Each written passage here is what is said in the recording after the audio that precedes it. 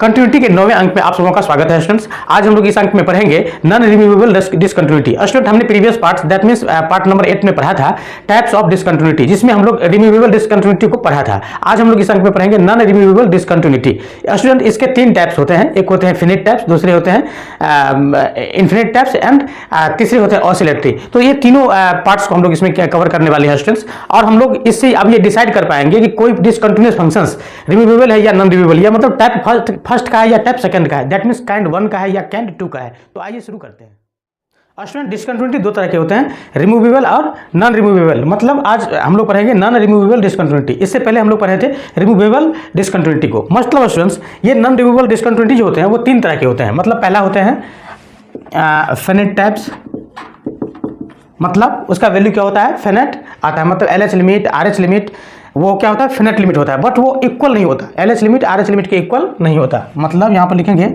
LH limit is not equal to RH limit, तो उस conditions को हम लोग कहते हैं नॉन रिमूवेबल डिसकंटिन्यूटी। ठीक है, वो होता है फिनाइट टाइप्स। दूसरा होता है इनफिनाइट। अब इसका मतलब तो आप लोग समझ ही गए होंगे कि या तो दोनों इनफिनाइट हो जाएगा, LH लिमिट RH लिमिट या तो दोनों इनफिनाइट हो जाएगा, या कम से कम एक इनफिनाइट जरूर होगा, इसको हम लोग कहते हैं इनफिनाइट टाइप्स। और तीसरा होता है ऑसिलेटरी टाइप। इसमें क्या होता है, इसके जो लिमिट होते हैं लाई बिटवीन 2 फिनिट नंबर्स।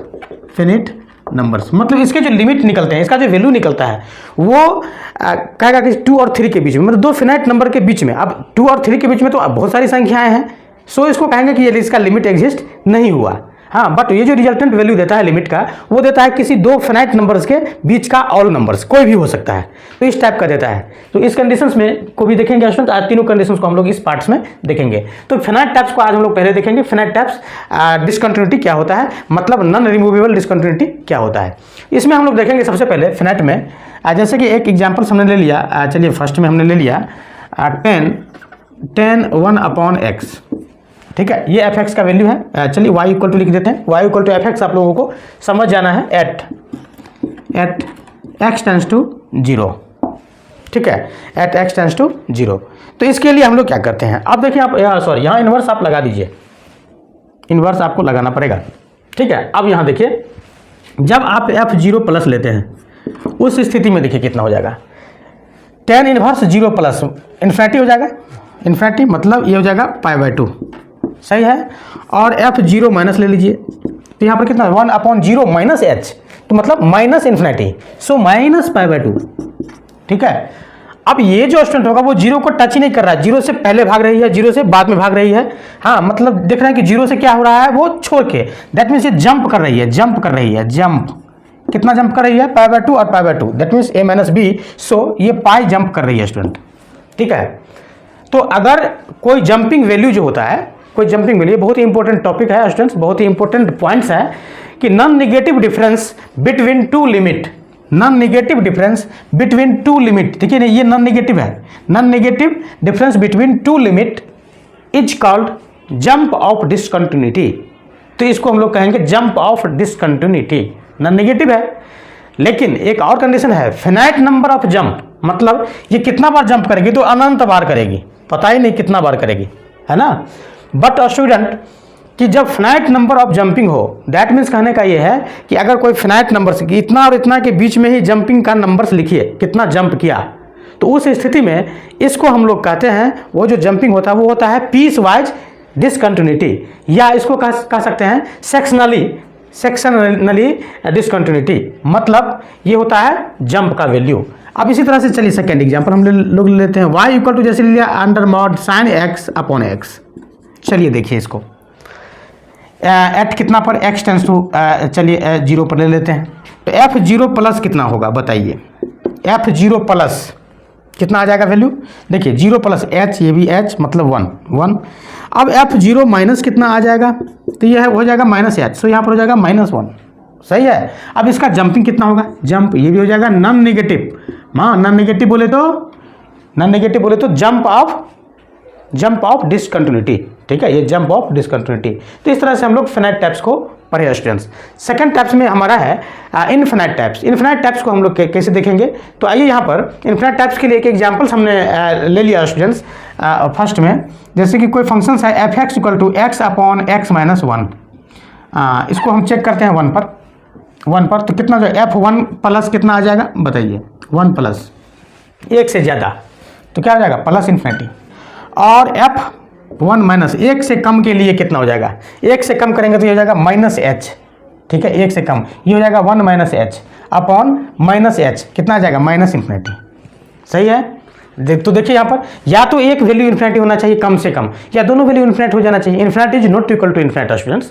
सो यहाँ पर इस टाइप्स के डिसकंटिन्यूटी को हम लोग क्या कहेंगे, infinite types discontinuity. That means ये आता है किसके अंतर्गत, तो नॉन रिमूवेबल डिसकंटिन्यूटी के अंतर्गत। इसी तरह से स्टूडेंट्स इस पर एक और एग्जाम्पल्स देख लेते हैं। जैसे हमने ले लिया दूसरा एफ एक्स इक्वल टू, जैसे हमने ले लिया 1 अपॉन एक्स स्क्वायर, ठीक है, 1 अपॉन एक्स स्क्वायर, किसके लिए, तो x टेंस टू 0 के लिए। तो f 0 प्लस कितना होगा, 0 प्लस कितना हो जाएगा, तो देखिए यहाँ 0 प्लस डाल के देखिए कितना आ जाएगा, इन्फिनिटी आ जाएगा। f 0 माइनस कितना आ जाएगा, तो ये भी इन्फिनिटी हो जाएगा। तो देख सकते हैं आप, infinity is not equal to infinity, L H limit is not equal to R H limit, L H not R H, मतलब नॉन रिमूवेबल डिसकंटिन्यूटी में ये जो एल एच आर एच का जो वैल्यू है वो इक्वल नहीं होता, ठीक है, ये मोटी मोटी बातें हैं। हाँ, ये फिनाइट की बात है, ये इनफिनाइट की बात है, चूंकि infinite is not equal to infinite. अब हमारा ये तीसरा पॉइंट आता है ऑसिलेटरी का। ऑसिलेटरी क्या कहती है, तो देखिए स्टूडेंट कुछ एग्जांपल्स, फर्स्ट एग्जांपल जैसे हमने लिया, चलिए कॉस 1 अपॉन एक्स ले लिया एट एक्स टेंस टू 0 पर, ध्यान दीजिएगा।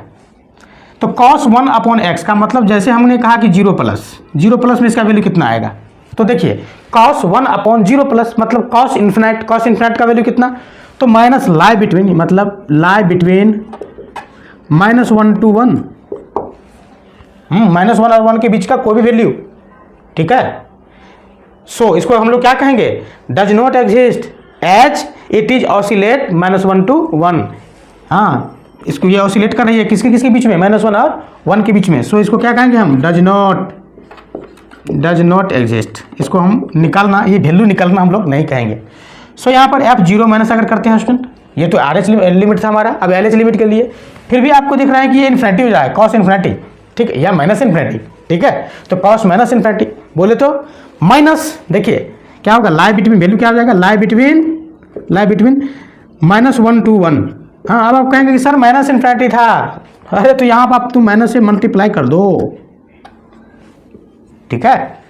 आप बताओ, बात तो बराबर है, चूंकि -1 से 0 और फिर 0 से -1, अगर माइनस से मल्टीप्लाई कर ही देंगे तो क्या होगा, -1 से हो जाएगा +1, मतलब +1 से 0, हाँ, या 0 से +1, ठीक है। फिर 0 से 1 था, दैट मीन्स माइनस से मल्टीप्लाई होने के बाद -1 से 0, बात तो बराबर।